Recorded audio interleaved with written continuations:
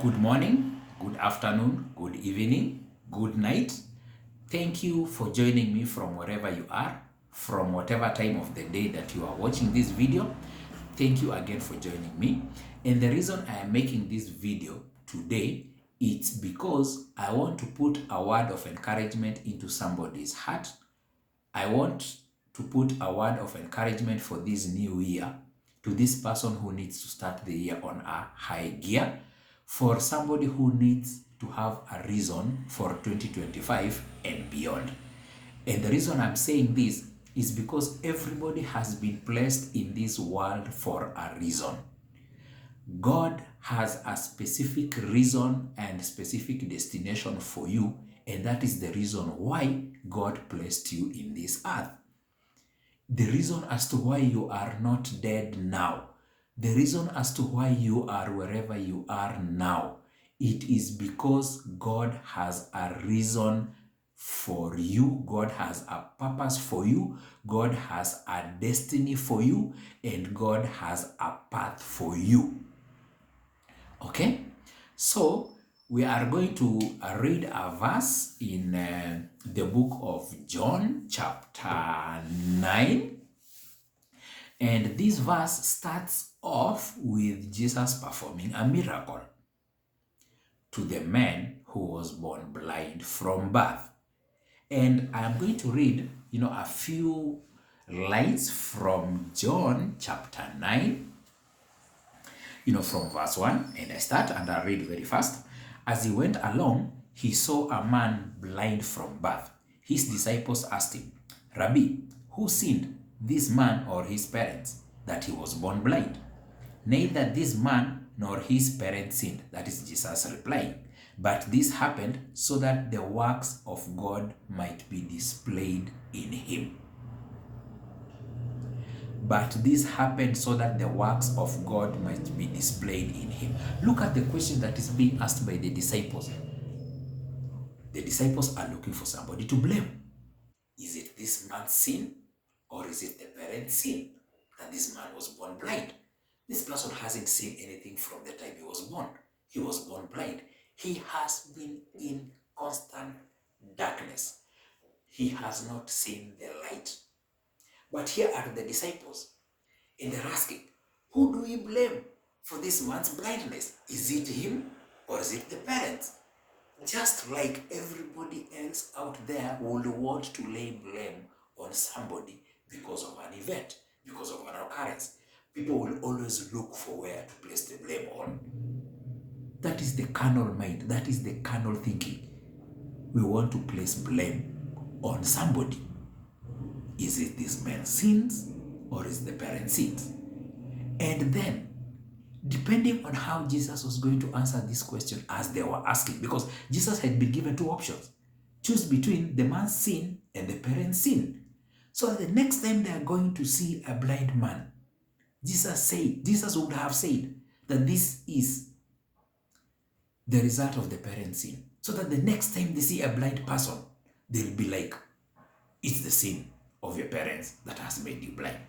But Jesus answers in a very clever way. Jesus says that neither this man nor his parents sinned, Jesus said, but this happened so that the works of God might be displayed in him. When is the works of God going to be displayed in him? During that miracle. Now, Jesus is talking about the works of God being displayed. When you display something, you put it in front of multitudes to see. So Jesus was saying here very clearly that this man was born blind, but he is going to see. Because of this miracle, the rest will see that it is the work of God. This man was born blind. We do not know what procedures or what places or what, things the man had tried to do for him to be able to see. Probably he had gone to physicians, probably he had gone to hospitals of that time, probably he had gone to magicians, probably he had gone to, other people, that were healing people during that time, and probably they all failed. But now, Jesus knows that this man is going to see. And he's saying that he has been blind from birth so that God's so that God can be manifested to the rest of the population, to display the power of God, to display the works of God, so that the works of God might be displayed in him. And then he goes on to say that as long as it is day, we must do the works of him who sent me. Night is coming when no one can work. While I am in the world, I am the light of the world. While I am in the world, I am the light of the world. We'll come back to that verse. After saying this, he spit on the ground, made some mud with saliva, and put it on the man's eyes. Now we are at verse 7. Go, he told him, wash in the pool of Siloam.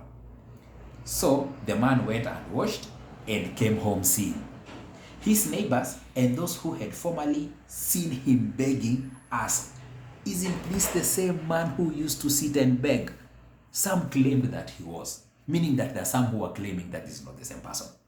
Others said, "No, he only looks like him."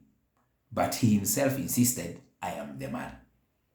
Now, the question now they asked, "How then were your eyes opened?" They asked. Now we are to verse 11. He replied, "The man they called Jesus made some mud and put it on my eyes. He told me to go to Siloam and wash, so I went and washed, and then I could see." Now, there are things that are being displayed here that are very powerful for us to learn.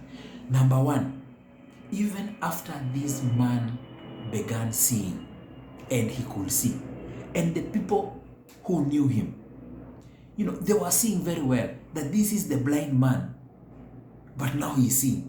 But they were doubting, is it the same person or is it another person? Some were saying it is the same person. Some were saying it is a different person. But those who knew very well that this is the same person, the question was, how did you get to see? And the man answers that the man they call Jesus, he didn't even call him Jesus. He didn't even call Jesus Jesus. He said the man they call Jesus. The man they call Jesus. The man they call Jesus made some mud and put it on my eyes. The man they call Jesus. He didn't even call him Jesus. But he obeyed. He obeyed what Jesus told him. He told him to go wash his eyes in the pool of Siloam, and that's exactly what he did, and his eyes was restored. But then they go on and ask another question. Where is this man? They asked him, and he said, "I don't know." Just like that. Look at this man. This man was born blind. Now he's seeing. He doesn't recognize that this person that healed him was Jesus. He says that they say that he's Jesus, and they ask him, "Where is the man?" And he says, he doesn't know. And we don't get to hear about this man anywhere else in the Bible. Jesus said very clearly that when I am in the world, I am the light of the world. This person, although he had received the miracle from God and from Jesus, and this man was seeing, this man did not have Jesus in him, and he did not have the light. He was in a world.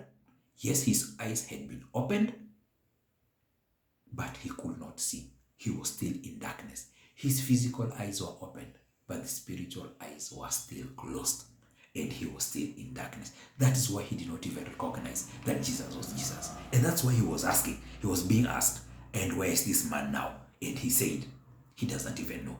Because Jesus said clearly that when I am in the world, I am the light of the world. That means that this world is full of darkness. And whoever does not have Christ is living in darkness and is in darkness. That person is as good as somebody who is physically blind. It is until Jesus comes into you, then you will see the light. Okay? So for this new year of 2025, God has a reason as to why you are here on earth. But if you do not have Jesus, you are as good as blind and you are in darkness. It is until the time that you realize that Jesus is in your heart, that is the moment that you will see the light, and that is the moment that you will see what God has ordained for you. Because if you are in the darkness, you cannot see. If you are blind, you cannot see. You will never see what God had in store for you until you come into the light. This is the year that we need to start walking with Christ, because we need to realize our destinies. The world is a dark place, and you will never realize your potential. You will never realize the person that you are as long as you are in the dark. God had a plan for you, and I keep repeating, you are never on earth for no reason. You are here for a reason. You are here to fulfill the works of God that God had ordained for you.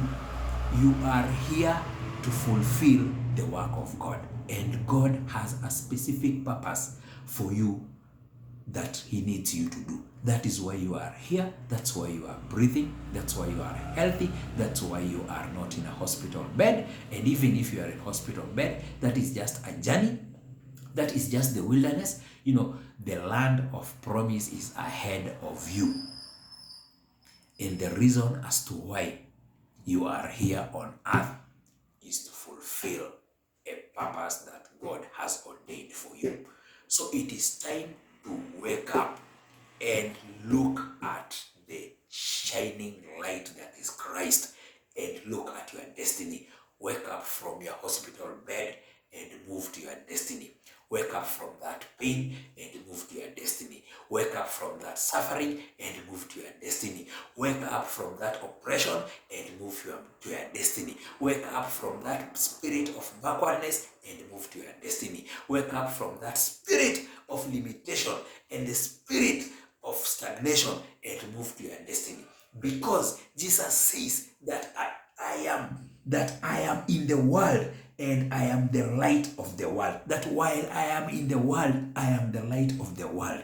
And so you need this light to wake up and to move to your destiny. 2025 is that year that you need God to manifest in your life, and you see the light and you see your destiny. Because the position that you are in right now, that is not where God ordained you to be in. That position of suffering, that position of stagnation, that position of backwardness, that position of moving round and round in circles, that position of pain, that is not where God ordained you to be. This is the year and this is the time to wake up and to start moving to your destiny.